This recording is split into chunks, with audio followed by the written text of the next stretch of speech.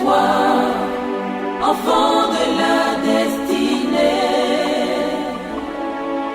Lève-toi, taureau premier-né. Lève-toi, aigle royal. Lève-toi, aigle royal. Lève-toi, héritier de la prééminence. Et le thème de mon message, c'est il n'y a que des privilèges d'être en Jésus. Amen. Il n'y a que des privilèges. Je suis arrivé à comprendre qu'en Jésus, il n'y a pas d'obstacle. Non, il n'y a pas d'obstacle. Dis à ton ami, il n'y a pas d'obstacle. Écoutez très bien, il n'y a pas d'obstacle. Et ça, ceux qui ont des difficultés à aller très loin avec Dieu, à marcher avec Dieu, et qui combattent, n'est-ce pas, pour le péché, abandonner le péché, ils disent, mais attends, comment il peut me dire qu'il n'y a pas d'obstacle? Comment est-ce que je peux être poursuivi par la sorcellerie, avoir assez de difficultés, et puis lui, il va me dire qu'il n'y a pas d'obstacle? J'ai pensé ainsi, comme toi, à l'époque. Dans mes premiers moments, quand je faisais les pas avec le Seigneur, c'est ainsi que j'agissais. Alors je pouvais faire des efforts en jeûnant, en priant. Comment faire pour me débarrasser d'un péché alors que le péché a été déjà débarrassé? Christ l'a déjà fait. Amen. Et il fallait lutter pour abandonner un péché, justement parce que je n'avais pas encore compris l'essentiel de la vie de Dieu. Mes amis, c'est la meilleure des vies. Amen. C'est la meilleure des vies. La vie la plus excellente, c'est en Jésus. C'est lui l'essentiel de la vie. C'est lui le Verbe. Ailleurs où on s'est écrit, au commencement était la parole.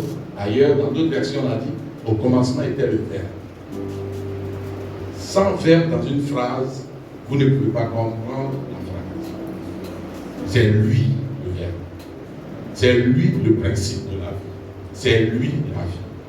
Quand vous l'avez en vous, vous appréciez la vie. Vous comprenez l'importance de la vie. Alléluia. Amen.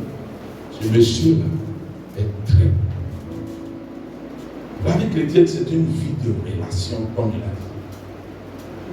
Et c'est quand vous êtes dans cette relation d'amour, parce que Dieu, ce qu'il veut de nous, c'est une relation d'amour.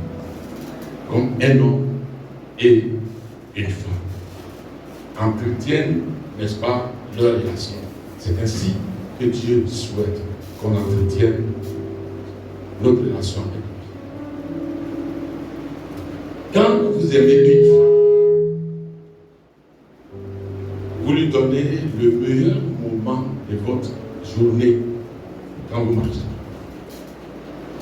Et il y a un moment meilleur, je vais dire, que vous cédez à Dieu. C'est pour cela que vous allez voir que Dieu vous parle et ne vous parlera pas alors qu'il y a des bruits. Étant d'années d'expérience, j'ai remarqué que Dieu ne vous parlera jamais avec des bruits. Nous nous sommes rencontrés quand je crois le jeudi. Quand il m'a dit, viens apporter la parole. Je lui ai dit, je te donne la réponse que le vendredi. Amen. Justement parce que ce n'est pas de mon ressort de dire je viens et puis que je n'ai pas de parole à vous donner. Dis à la sœur qui est à côté de toi, à ta goutte, touche là. On ne dort pas quand moi je prêche. Regarde. Ah non, voilà. C'est toi-même qui provoque le sommeil. Si tu dors, tu vas te tenir debout à côté de moi. Là, on aura fini l'affaire. Voilà. Comme un serviteur, tu veilles sur moi jusqu'à ce qu'on finisse le message. Amen. Et donc, il fallait que j'interroge le Seigneur pour savoir quel message apporter. Avant de lui dire, écoute, je m'engage. C'est vrai, on peut t'étendre la main, viens prêcher, mais je vais prêcher quoi? Dans mon cœur, c'est un dépôt de messages, beaucoup de messages. Mais le Seigneur sait ce qu'il faut pour son peuple. Alors Seigneur, quel est le message que tu voudras bien pour ton peuple? Alléluia. Et le message, le thème, c'est il n'y a que des privilèges d'être en Jésus. Je vous assure. Souvent, vous êtes en train de traverser des moments difficiles. Mais ce moment difficile, Dieu va le tourner en privilège. Dans les moments difficiles, il est là. Si vous l'avez invité dans votre vie. Amen. Il est là. Il est silencieux. Il ne parlera pas jusqu'à ce que vous-même vous le provoquez. Si vous ne le provoquez pas, il est assis. Et il vous assiste. C'est pour cela que je dis qu'il n'y a pas d'obstacle en Jésus. Amen. Depuis le jour où ce thème est venu dans mon esprit, c'était quand Josué était en face du Jourdain. La Bible dit que le Jourdain était en crue, débordait. Et il fallait traverser le Jourdain, tout comme dans le temps ils ont traversé la mer Rouge. Et la Bible dit que Josué est allé dans la présence du Père. Toute la nuit, il a pris soin de prier. Et Dieu va lui dire, le matin, voici ce que tu vas faire. Et donc vous comprenez qu'il n'y a pas d'obstacle. Les obstacles sont créés parce que Dieu veut manifester sa puissance. Il veut vous témoigner sa bonté et vous démontrer qu'il est Dieu et qu'il est avec vous. C'est pour cela qu'il y a un obstacle. Et souvent ces obstacles viennent justement parce que Dieu veut vous voir dans sa présence. C'est l'occasion pour lui de communiquer avec vous. Est-ce que vous comprenez? C'est très important. Le texte que j'ai choisi, l'Esprit de Dieu a mis à mon cœur pour ce matin. Pour chacun d'entre nous, c'est Jean 5, verset 24. Jean 5, verset 24.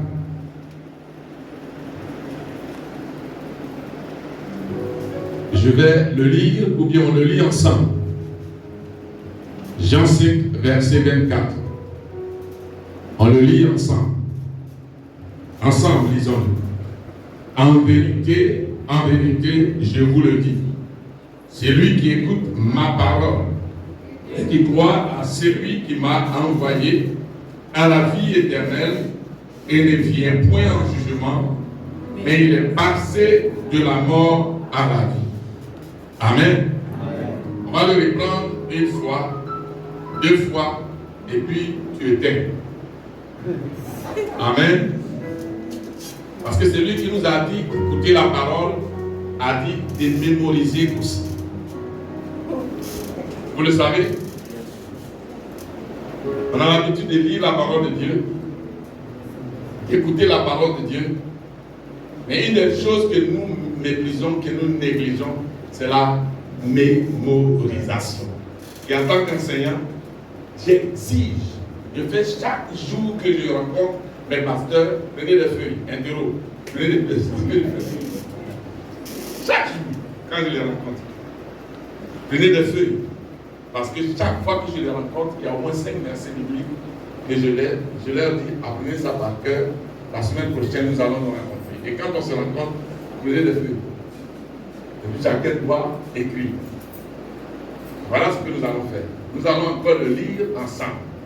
Et cette fois-ci, pendant que tu lis, marque ton esprit pour retenir en même temps.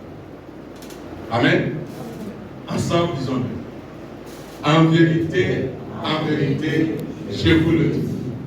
Celui qui écoute ma parole et qui croit à celui qui m'a envoyé à la vie éternelle et ne vient point en jugement, mais il est passé de la mort à la vie. Jean 5, verset 24. Ajoute ça. Jean 5, verset 24. Tu peux éteindre ça. Maman pasteur va le réciter. Non, mon principe, je commence par les dirigeants. Parce que si ton dirigeant l'a fait, c'est que toi aussi tu vas faire. Ça ne va pas t'échapper. Donc, en vérité, on se lève. On se lève. Je prends 5 personnes.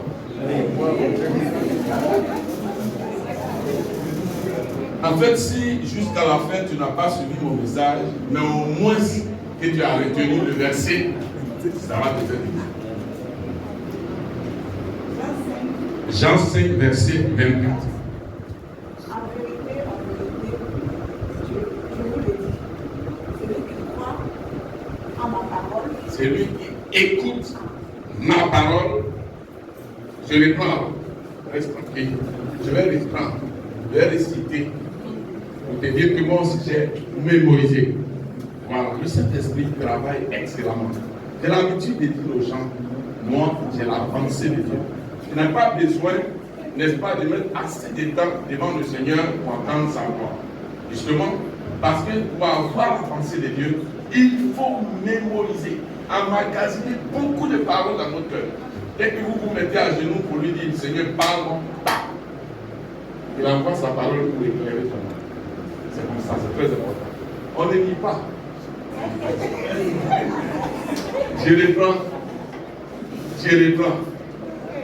En vérité, je vous le dis, celui qui écoute ma parole et qui croit à celui qui m'a envoyé à la vie éternelle, il ne vient point en jugement, mais il est passé de la mort à la vie. C'est compliqué ça? C'est compliqué? J'ai pris maman justement pour que tu comprennes que les jugements commencent par la maison. Ok. En vérité, je vous le dis. c'est celui qui écoute ma parole et qui croit en celui qui m'a envoyé à la vie éternelle. Et ne vient point, mais il est passé de la mort à la vie.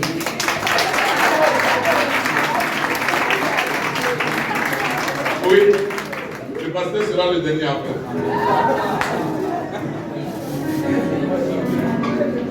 S'il vous plaît, fais un effort.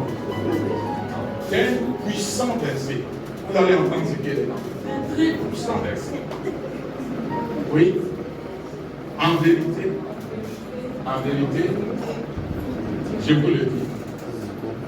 C'est lui qui écoute ma parole et qui croit à celui qui m'a envoyé à la vie éternelle. Et ne vient point en jugement, mais il est passé de la mort à la vie. Voilà. Personne. On peut que Dieu vous bénisse. Non, le reste, ça va. S'il vous plaît, nous devons interagir avec la parole. Nous familiariser avec la parole en l'écoutant, en la lisant, en la méditant, n'est-ce pas, en l'étudiant, mais en mémorisant. Ça peut être familier. Chaque fois qu'il y a quelque chose qui t'a touché, moi, quand je me déplace pour aller à la table de quelqu'un, que le plat qu'il a fait, j'ai apprécié le plat. Je suis un excellent cuisinier. Et ça, en forme de sel, je demande, dis-moi, comment tu as préparé, dis-moi le menu. Dès que j'arrive, la recette, dès que j'arrive à la maison, le lendemain, allez au marché, je vais le faire. Et je fais même plus que ce que tu as fait. Parce que j'ai réalisé que la cuisine, c'est l'intelligence. C'est pour cela que je dis que toutes les femmes sont intelligentes. C'est l'imagination. C'est l'imagination. C'est l'esprit de créativité. En changer le plat que je faisais avant à l'autre. C'est très intéressant. Alléluia. Ce test est un merveilleux test. Et dans ce test, Jésus va nous montrer les privilèges. Le privilège d'être à nous. Il y a beaucoup, c'est un document que j'ai écrit, un livre qui traite de tous les privilèges. Et c'est tellement beaucoup. Et ce test nous montre également les privilèges qui se trouvent en Jésus. Amen. Le test dit, en vérité, je vous le dis, ça s'est passé à Jérusalem, autour d'une piscine qu'on appelle Bethsaïda, où il y avait beaucoup de malades qu'on avait réunis là. Et un ange descendait dans l'eau. Et quand l'eau se remuait, le premier qui tombait dans cette eau était guéri. Jésus donc vient là, à cette piscine-là, pour regarder et voir ce qui se passe. Il y avait un malade de 38 ans. Un malade de 38 ans. Ce matin, en réalisant ce test, j'ai vu pourquoi est-ce que Jésus va lui dire après la guérison, va et ne pêche pas. Si toi, après qu'il lui ait dit cela, dès qu'il est parti, il a commencé à pêcher. Et c'est ce matin que j'ai perçu ça. Dès qu'il est sorti de là, il a commencé à pêcher. Mais en fait, Jésus arrive et il remarque dans ces nombreux malades là, couchés, un seul qui était là, qui a 38 ans de malade. Il s'approche de lui et il lui dit, veux-tu être guéri? Est-ce que c'est une question qu'on pose à quelqu'un? Quelqu'un qui est malade, est-ce qu'on peut lui poser cette question? Si on pose une telle question à quelqu'un qui est malade, ça signifie que cette personne-là, certainement, ne veut pas, il y a quelque chose, certainement, elle ne veut pas guérir, c'est tout. Et la preuve, la réponse que cette personne donne, ne montre vraiment pas qu'elle était guérie. Veux-tu être guéri? Oui, je vais être guéri. Vous savez ce qu'il dit? Je n'ai personne pour me jeter dans l'eau. Est-ce qu'on a dit dans le texte que ceux qui étaient dans l'eau, qui plongeaient là, c'est des gens qui les mettaient dans l'eau? Nulle part dans le texte, il n'est écrit qu'on prenait les malades et puis on les jetait dans l'eau. Et chaque malade qui, comme ça, comme je sais qu'il y a longtemps que je suis là, en principe, ce monsieur-là devait venir, mettre ses pieds, mouiller ses pieds dedans dans ta main. Et puis, en même temps, se laisser. Et il attend que quelqu'un vienne. Et c'est Jésus qui vient et qui le met. On l'a pas mis dans l'eau. Il va lui dire, prends ta natte et va. La Bible dit qu'il s'est levé et pendant qu'il était en chemin, il a été comment? Guéri. Celui qui l'a guéri, il ne l'a pas connu. Il a vu, mais il ne le connaissait pas. Plus tard, Jésus va se présenter à lui dans l'après-midi, parce que c'était un jour de fête, pour lui dire, va désormais et ne pêche plus. Amen. Et puis qu'est-ce qu'il fait? Ce jour-là, Jésus qui avait l'habitude, quand on lui présente, il voit tous les malades habituellement, c'est ce seul jour que Jésus choisit de guérir qu'un seul malade. Habituellement, il est irrité quand il voit beaucoup d'hommes malades. Il souffre. Son devoir même c'est ça. Son travail c'est ça. Quand il trouve des malades, il est là. Et il les guérit. C'est ce seul jour que Jésus choisit de guérir qu'un malade. Et il s'arrange à le rencontrer pour qu'il le connaisse. Il le rencontre et lui dit, désormais, va et ne pêche plus. Et le texte dit, cet homme, dès qu'il a quitté Jésus, s'est mis à publier tout que c'est Jésus qui l'a guéri. Et la Bible dit, depuis ce jour, on a bloqué l'arrivée de Jésus dans cette vie. Cet homme vient de démontrer Pourquoi est-ce qu'il y a des gens qui tombent malades pendant des années? Ils crient à Dieu, Dieu les guérit. Seigneur guéris. Seigneur guéris. Seigneur guéris-moi. J'ai ici, par 38 ans de maladie. Amen. Et puis Jésus vient le guérir. Est-ce qu'on lui a dit d'aller divulguer partout? On lui a dit ça? Non.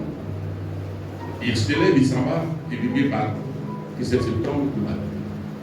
Et la suite, ça va créer, n'est-ce pas, un conflit entre Jésus et les chefs religieux. Et on va lui dire qu'on ne veut plus le voir chez nous ici. Vous découvrez là le péché qu'il venait de faire. Il s'agit de quel péché? Hein? Non, l'indiscrétion. Toujours parler. Pas tous les témoignages qui sont bons à rentrer. Amen. Il y a des témoignages qui peuvent détruire. Il y a des témoignages qu'il ne faut pas donner. C'est vrai qu'il t'a guéri. Il t'a fait du bien. Mais il t'a pas dit va et rend témoignage. Il a dit va et ne pêche pas. Lui, il pense qu'en parlant de cela, n'est-ce pas, il est en train de faire du bien. Mais au contraire, ça a bloqué l'œuvre de Dieu. Ça a bloqué la diffusion de l'évangile. Il a péché. Est-ce que vous comprenez? Ce n'est pas ça qui m'intéresse. Ce qui m'intéresse, c'est le conflit qui va naître. Et dans ce conflit, Jésus va montrer sa divinité. Il va démontrer aux gens que ce que le Père fait, moi aussi je le fais. Le Père ressuscite les morts et le Fils aussi ressuscite les morts. Il donne donc il montre sa divinité. Il va leur dire également ce que le Père fait. Je ne fais rien sans lui. Si vous me voyez, c'est le Père que vous voyez. Amen. Et c'est dans cette logique-là qu'il va sortir une parole. C'est cette parole que nous venons ensemble de mémoriser. En vérité, je vous le dis. C'est lui qui écoute ma parole et qui croit à celui qui m'a envoyé à la vie éternelle et ne vient point en jugement. Mais il est passé de la mort à la vie. Il y a au moins 4 importantes, je vais dire, vérités à ressortir dans ce texte. 4 colonnes à ressortir de ce texte, dont 2 vérités et 2 promesses. La première vérité, c'est lui qui écoute ma parole. Amen. Il ne s'agit pas de n'importe quelle parole. Il ne s'agit pas de moi, ma parole, ni de la parole du pasteur, la parole d'un homme. Mais il dit celui qui écoute ma parole, ce ma là, c'est qui? Il parle de Jésus. Et quand on parle de Jésus, la parole de Jésus, il s'agit de quoi? Il s'agit de l'évangile. Amen. Il dit, c'est lui qui écoute ma parole. Vous savez, quand il était venu, il est venu donner un sens à toute la parole de Dieu qui était prêchée, et même qu'on avait faussement interprété. Il avait l'habitude de dire, il est écrit, il a été dit par les anciens, par les prophètes, par la loi de Moïse, mais moi je vous dis. Il a été dit œil pour œil, dent pour dent. Mais moi je vous dis. Donc il est venu donner un sens à la parole. Et sa parole est appelée quoi? Évangile. Cette parole, qui est la parole de Jésus, est appelée l'évangile. Alléluia. Et l'évangile, c'est quoi? Paul l'appelle la puissance de Dieu. Amen. Si on prend Romains 1, à partir du verset 1 à 6, On va le lire. Romains 1, verset 1 à 6. Quelqu'un peut le lire pour moi? On a affiché? Oui, quelqu'un va le lire donc pour moi.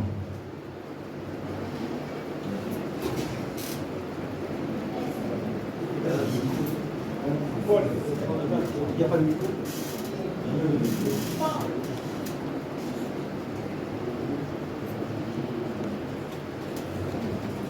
Oui. Paul, serviteur de Jésus-Christ, appelé à être apôtre, mis à part pour annoncer l'évangile de Dieu. Mis à part pour annoncer l'évangile de Dieu. Amen. Mis à part pour annoncer l'évangile de Dieu. Et on va expliquer ce que c'est que l'évangile. Vas-y. Qui avait été promis auparavant. Cet évangile-là avait été promis auparavant. De la part de Dieu. De la part de Dieu. Par ses prophètes. Par ses prophètes. Dans les saintes écritures. Dans les saintes écritures. Et qui concerne et son cet fils. évangile concerne qui? Son fils. Son fils.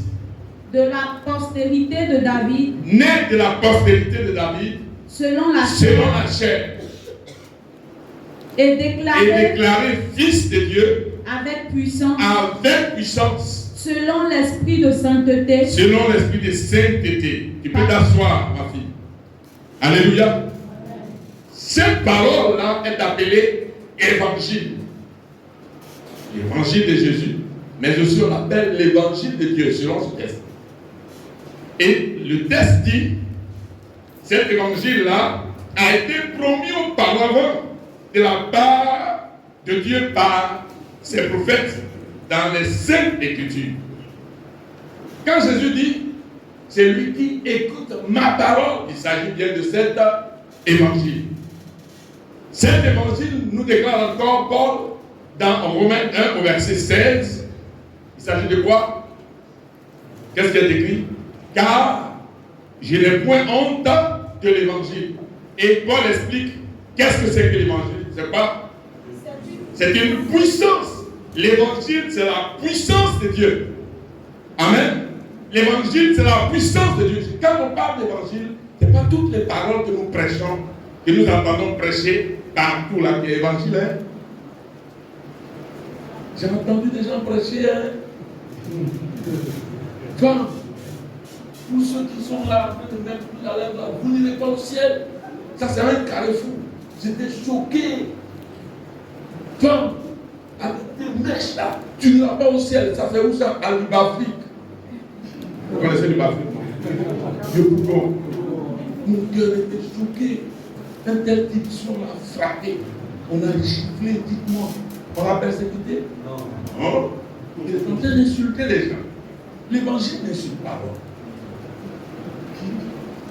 L'évangile parle de l'œuvre de la croix, de ce que Christ a fait. Et Paul dit c'est une puissance pour le salut de quiconque croit. Ça se passe par la foi. Et regarde le texte qu'on vient de lire. On dit c'est lui qui écoute cette parole-là et qui croit à celui qui m'a envoyé. Qu'est-ce qui se passe? Waouh! Qui a la vie éternelle ici? Et vous savez ce qu'on appelle la vie éternelle? La vie éternelle, ça signifie quoi? Vous ne mourrez point. Amen. Vous ne mourrez point. Lorsque même ton corps sera enterré, un jour, tu continueras de vivre. C'est la vérité. Tous ceux qui sont morts savent qu'ils sont morts. Amen. Vous sortez de votre corps. Vous réalisez que votre écorce est, votre enveloppe est là. Les gens sautent dessus, pleurent sur cette enveloppe, mais vous-même en personne vous êtes là. Amen. Parce que ça, c'est quoi? C'est une enveloppe. Vous savez ce qui donne la forme à une banane?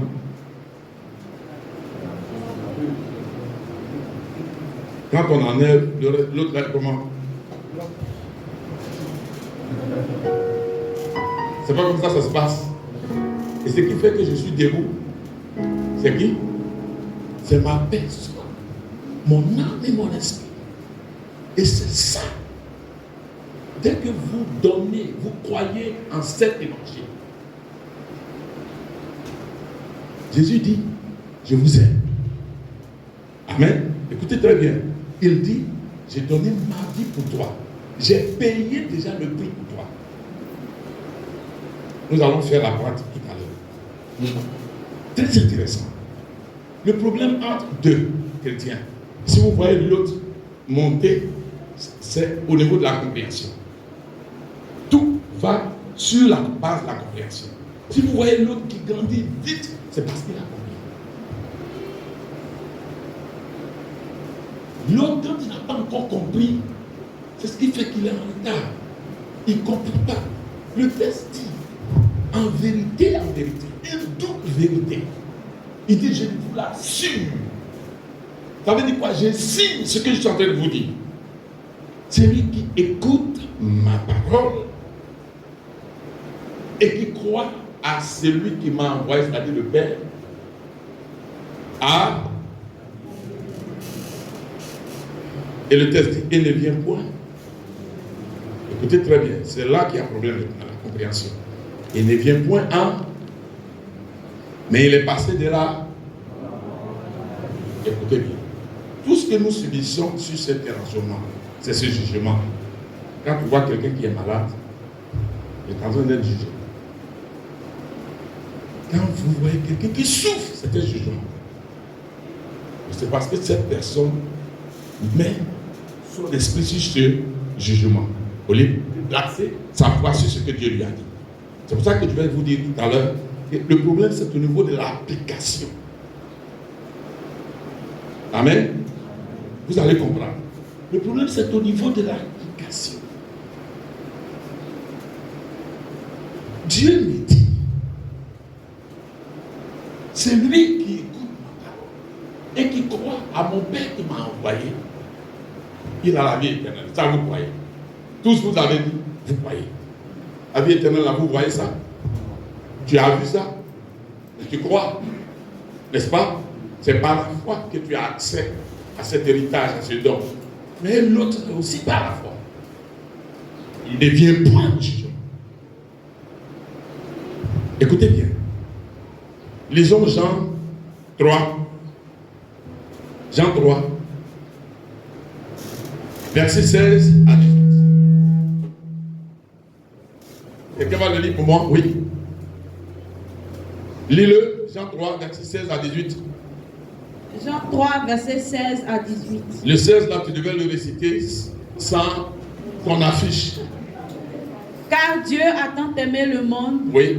qu'il a donné son Fils unique, afin que quiconque croit en lui ne périsse point, mais qu'il ait la vie éternelle. Ça, c'est l'évangile, ça. Dieu te dit, tu crois en Jésus, n'est-ce pas? Tu crois, non? Et le texte dit, ne périsse point. Ce mot périr là, c'est quoi? Ne sois pas détruit. Ne sois pas condamné. Ne sois pas jugé. Est-ce que vous comprenez? Et le texte dit, il ne périsse point.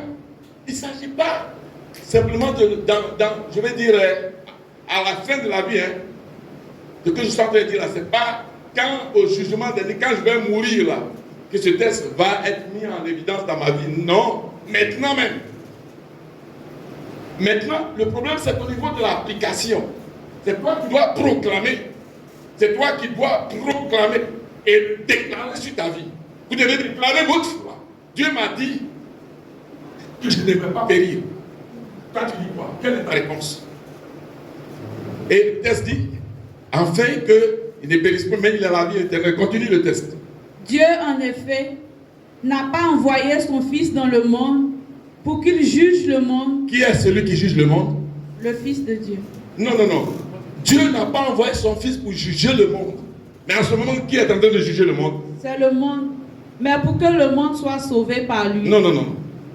Dieu, en effet, n'a pas envoyé son Fils dans le monde pour qu'il juge le monde. Est-ce que tu sais qu'en ce moment, il y a un jugement? Quand tu subis là, les difficultés que vous subissez, ça, c'est des jugements. Maladie, c'est jugement. Est-ce que vous comprenez? Écoutez très bien. Il y a des jugements qui sont établis par le monde des ténèbres sur notre vie. Des gens qui nous jugent mal. Des gens qui nous jugent dans nos familles. Même avant même que tu ne naisses déjà, on avait déjà écrit un jugement comme ça. Dieu n'a pas envoyé son Fils pour nous juger, mais pour qu'on soit sauvés. Et c'est ce qu'il a fait. Maintenant, comment est-ce qu'on peut être sauvé par lui? Continue la suite. Le verset 18. Celui qui croit en lui n'est point jugé. Tu comprends ça, non? On dit celui qui croit en quoi? N'est point jugé. En réalité, parce que tu crois en lui, tu n'es point. Le jugement, c'est quoi? C'est l'échec. Les jugements, c'est que tu n'auras pas d'enfant. Les jugements, écoute, laissez-le faire, mais ça ne marchera pas sur sa vie. Les jugements, c'est qu'il n'aura pas d'enfant. Le jugement, c'est qu'il n'aura qu'un seul enfant. Le jugement, c'est qu'il sera pauvre à vie. Ça, c'est le jugement qui a été établi contre toi. Or, le texte dit, c'est lui qui croit en lui. N'est point jugé.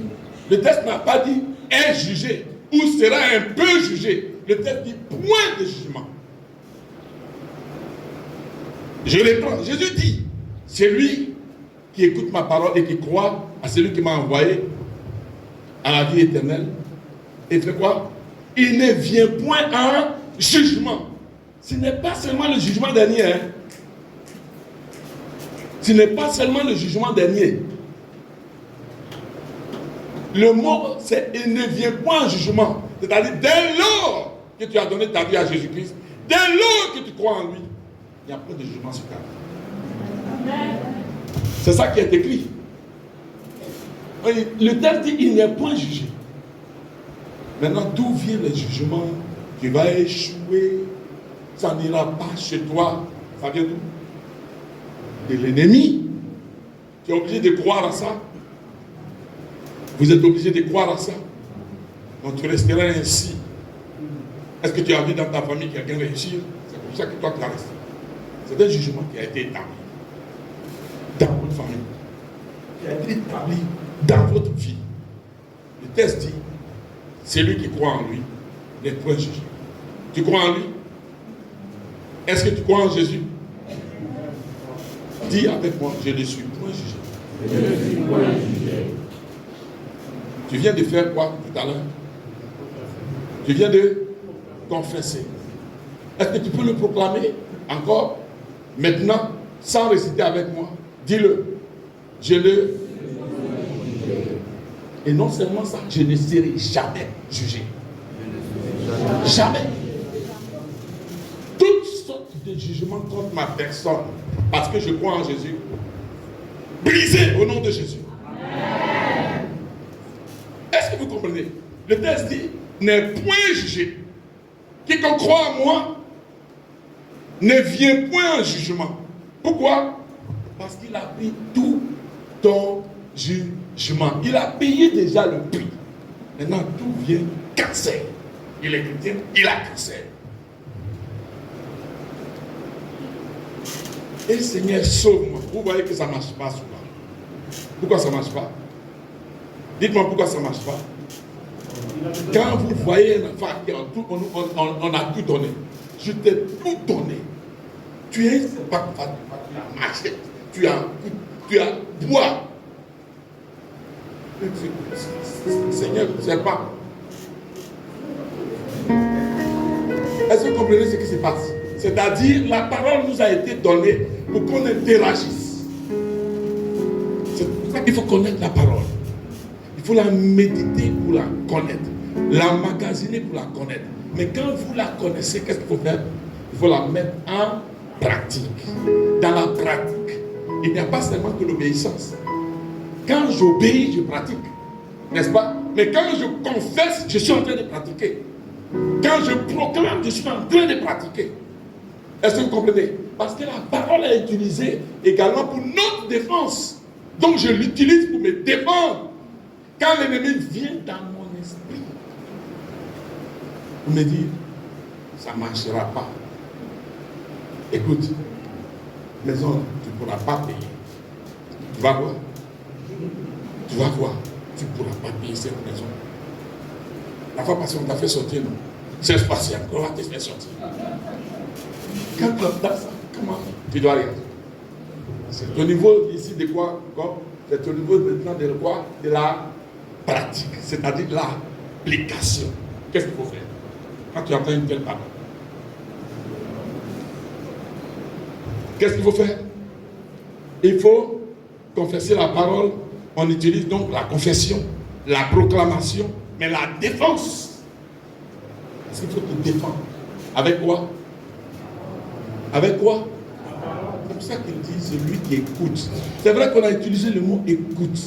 Le mot ici pouvait être mis par celui qui étudie ma parole. Amen. C'est lui qui mémorise ma parole.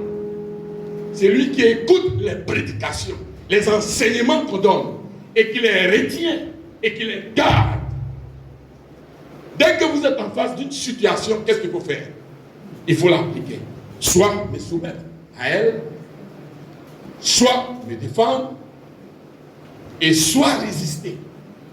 La résistance, c'est ça la défense.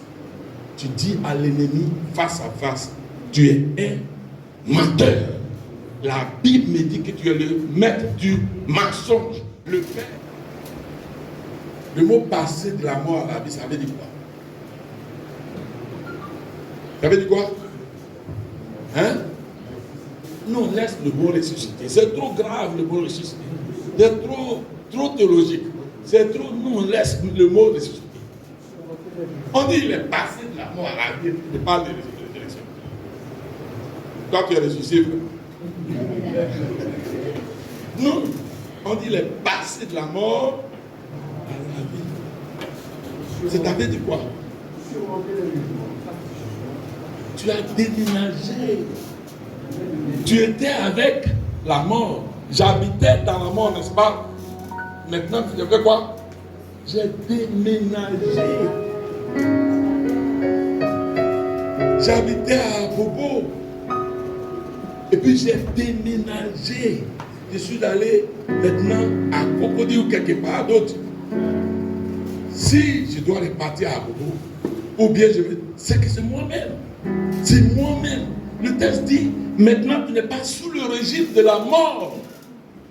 Tu as quitté le train de la mort. Là où tu habitais, c'était la mort. Mais tu as quitté maintenant la mort pour être dans la vie. Désormais, c'est la vie qui coule en toi. Écoute bien. Attends.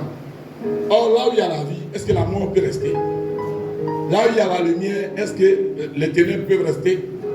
Est-ce qu'en ce moment, il y a ténèbres ici? Oui, il y a ténèbres. Regardez en bas de vos chaises. Ils sont allés où? Ils ont fait quoi? Les ténèbres se sont cachées. N'est-ce pas? Dès que vous éteignez, c'est là que les ténèbres vont revenir. Or, tant que vous êtes dans la lumière, tant que vous habitez avec Jésus, tant que vous demeurez en sa parole, vous proclamez sa parole, vous lui obéissez. La mort n'a pas de possibilité sur vous. Pour rendre le message plus pratique, il y a des gens qui ont donné leur vie à Jésus et qui ont peur des choses. Hey! Mon ami, comment je peux donner ma vie à Jésus et avoir peur des choses? Est-ce que vous pensez que ça marche? Ça marche ça. Attends, qui a fui la lumière ici en ce moment? Attends. Vous voyez que c'est toujours eux qui vont fuir, n'est-ce pas? Voilà ce que Dieu nous demande. Il dit, vous êtes quoi? Le temple? Il dit, nous sommes quoi? Dieu habite. Et il dit quoi? Le temple de Dieu est saint. Et c'est ce que vous êtes. Le texte dit, vous êtes le temple de Dieu. Si Si quelqu'un détruit le temple de Dieu, si quelqu'un détruit le temple de Dieu, qu'est-ce qui va se passer? Qu'est-ce qui va se passer? Vous connaissez ce texte-là? Dieu le détruira. C'est pas toi qui vas le détruire. Si quelqu'un veut me détruire, le texte dit quoi? Puisque je suis le temple de Dieu, qui va le détruire? Dieu. Et le texte dit par la suite, le temple de Dieu est saint. Et c'est ce que vous êtes. Le problème, pour que Dieu détruise, je dois être saint. Dieu dit, et c'est ce que je suis. C'est à ça qu'il m'a appelé. Tant que je vis dans la sainteté, on ne pourra pas m'atteindre. Jacob, regarde là, elle souffre même. Elle balance la tête depuis. Tu vois, c'est un esprit qui a honte. L'esprit de sommeil, c'est un esprit de honte même. Mais en même temps, c'est un esprit de mensonge. Tu dors, non, je ne dors pas. Il se manifeste par la honte. Non, je ne dormais pas, Dès lors qu'on a dit ça, il est déjà parti. Amen. Bien aimé, voici le privilège. Il y a plein de privilèges sur lesquels on peut vous parler de notre appartenance à Dieu. Vous voyez, quand un enfant naît, il a immédiatement le ADN de son papa. C'est pas comme ça? Est-ce que c'est pas comme ça? Vous êtes né en Jésus, vous avez son ADN. Amen. Le texte que nous venons de lire, n'oublie pas, tu n'es point jugé ni condamné. La Bible dit qu'il n'y a point de condamnation pour ceux qui sont en Jésus. Toutes sortes de condamnations sur votre vie, je déclare ce matin et proclame que c'est annulé au nom de Jésus. Bien. Est-ce que cette proclamation-là, tu peux continuer de la faire à la maison? Est-ce que quand un jugement se présente à toi, tu ne peux pas dire ça, c'est l'ennemi qui est en train de me juger? Vous ne pouvez pas dire ça. Immédiatement, Jésus n'est pas venu pour te condamner. Il dit, il est venu pour te sauver. Le Fils n'est point venu pour condamner, pour juger, mais pour te sauver. Donc, dès lors que vous ressentez dans votre âme et dans votre esprit l'esprit de peur, est-ce que c'est Jésus? Quel jugement ça? Il y a, je crois, 3 ans de cela, je souffrais d'un mal. Et pourquoi? À cause d'un problème de plantation au village. Chez nous, là, c'est pas seulement chez nous, c'est pas Côte d'Ivoire, mais pas plantation. Les gens disent, il ne va pas avoir cette plantation. Je dis non, moi je vais l'avoir, parce que c'est pas à vous. C'est pas pour vous.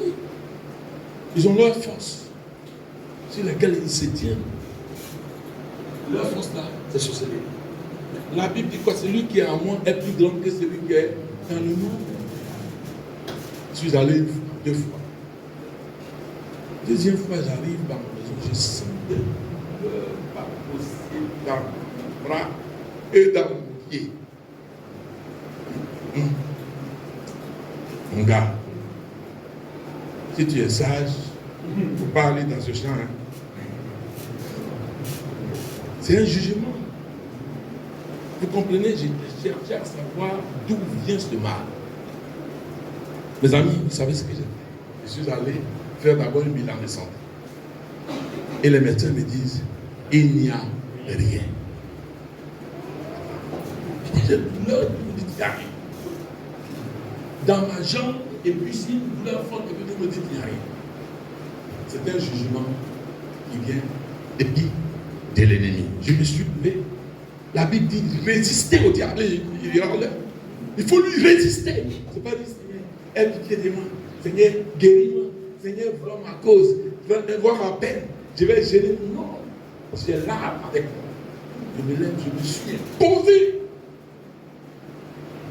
C'est là qu'on prend jeune. Et puis on s'impose. Ça a disparu. Plus tard, comme j'ai continué d'aller à ce moment-là, peut-être qu'on commence à pisser. Quand je suis obligé de descendre des câbles, pisser. Il dit, tiens, il faut que j'aille voir ce qui se passe. Elle a répondu, prostate, au-dessus des crocodiles. Et avancer. Celui qui me recevait était professeur. Le professeur me dit, je souffre de mal. Vraiment, c'est comment tu as négligé ça? J'ai dit non. Je viens de voir, ça n'a pas longtemps. Et puis ils disent, depuis ça a pris du temps comme si c'était des amis. J'ai dit, il ne faut pas vraiment décréter de la peine pour que je sois troublé. Il dit, reste. Je reviens. C'était seulement pour savoir la position. Je suis allé. Il dit, je connais ton origine. Menteur. Menteur. Mon corps, la Bible dit quoi? C'est la vie. Écoutez bien, j'ai hérité de la vie. À moins que je me familiarise avec le péché. Tant que le temps est saint, Dieu dit, il va apporter le jugement. Et j'ai commencé à bombarder la forme dans la prière. On lui dit, tu vas partir d'où tu es venu. Tu es d'où tu es venu.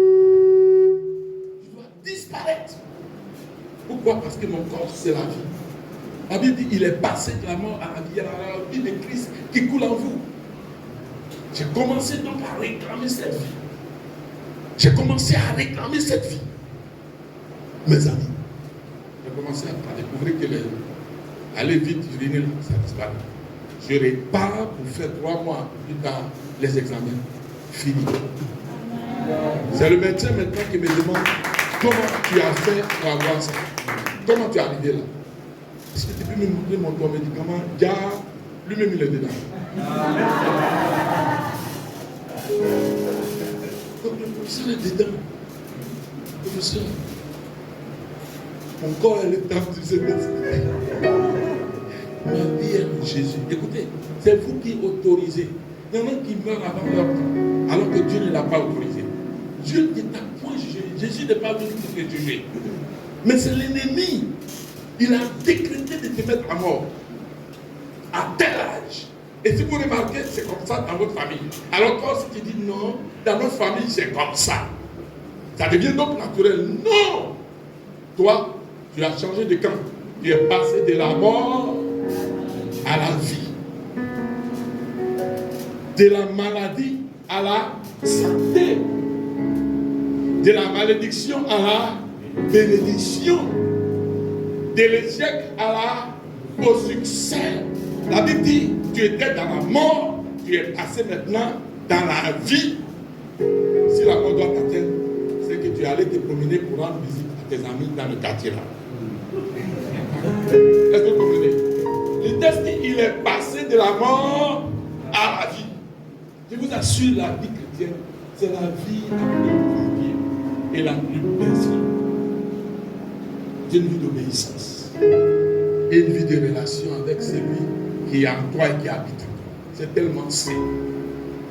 Quand il siffle dans ton cœur un péché, il t'alerte qu'il y a quelque chose qui ne va pas, il y a une anomalie, qu'est-ce qu'il faut faire? Hein? Il faut parler avec lui. Il faut composer avec lui. Il faut aller dans sa présence et lui dire telle chose, selon ta parole, ne devait pas être là. Mais je vois que la chose revient. Mais débarrasse-moi de ça. Il va le faire. Et tu auras une vie tranquille. Amen. Amen. Amen. Tu peux mettre en application ce que je viens de te dire. Quand l'ennemi t'effraie, tu dis quoi? Il faut te lever pour lui dire, moi on me fait pas. Ah, je suis un lion. Tu lui dis, c'est moi, toi tu peux m'effrayer. Lève-toi dans ma chambre. Et fais, hier quelqu'un m'a effrayé dans ma chambre. Quelqu'un m'a effrayé dans ma chambre. Je me suis levé, je suis venu au salon. Je dis, toi tu peux m'effrayer. Et souvent, je m'amuse à dire, eh mes anges, vous êtes où? Seigneur, s'ils sont en train de dormir, change-les. Je vous donne ange. Vous avez tout le privilège, tout ce qu'il faut maintenant. Amen. Amen. Vous devez chercher à aimer la parole. C'est très important d'être toujours aux enseignements. Et tous les chrétiens qui excellent sont ceux qui aiment la parole de Dieu. Regardez les jours d'enseignement, vous venez, vous allez les trouver que 5 personnes, 6 personnes. Or, il n'y a que ceux qui aiment la parole, qui se familiarisent avec la parole, qui la méditent, qui, n'est-ce pas, la lisent. Ceux qui mémorisent, s'il vous plaît, ajoutez ça. Que Dieu nous bénisse. Amen. Je peux me réciter Jean 5, verset 24. Enlève ça. Enlève ça. J'ai fini mon message. Mais enlève ça. Voilà. Jean 5, verset 24. Non, on n'a pas résumé. On récite ça par cœur.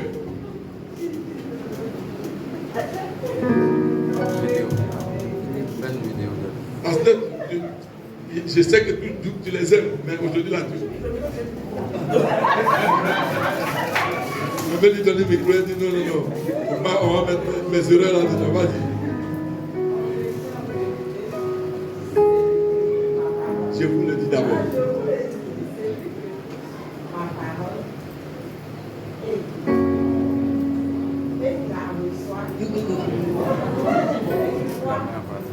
À celui qui m'a envoyé à la vie. Ça, c'est notre privilège. La vie éternelle. Et il ne vient pas à jugement. Mais il est passé de la mort à la vie. On va répéter une fois, 2 fois, ensemble, et puis j'ai fini mon message. Ensemble, Jean 5, verset 24. Ensemble, nous disons Jean 5, verset 24.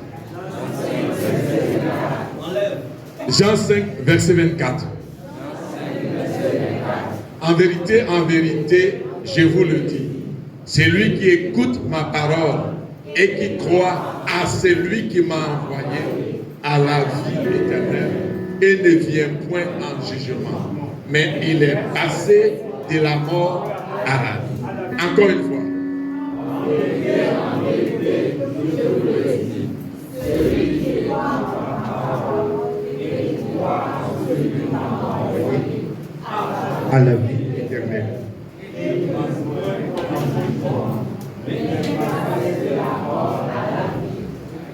Amen. Tu peux réciter maintenant. C'est pour ça que quand le diable t'effraie, tu dis. Tu peux réciter ma fille.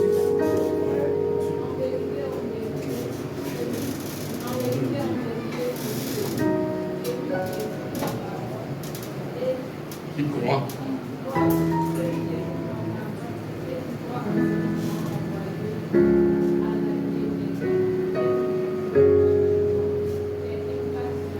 Il est passé. Le test même, tu vois, tu viens de mettre quelque chose dans ma tête. Il est passé. C'est même pas il passe. Il est passé. C'est définitif. De la mort à la vie. Écoutez, s'il vous plaît, tous ceux qui ont l'habitude de mémoriser, ils deviennent très, très intelligents. C'est écrit dans le psaume 119. Il dit, je suis plus intelligent que mes maîtres parce que je mémorise cette vie. Dès que vous avez l'habitude de mémoriser, Dieu va commencer à nettoyer votre esprit et vous allez être intelligent à l'école. Amen. Il va multiplier votre intelligence. Donc mémorisez la parole. Que Dieu vous bénisse. Lève-toi, enfant.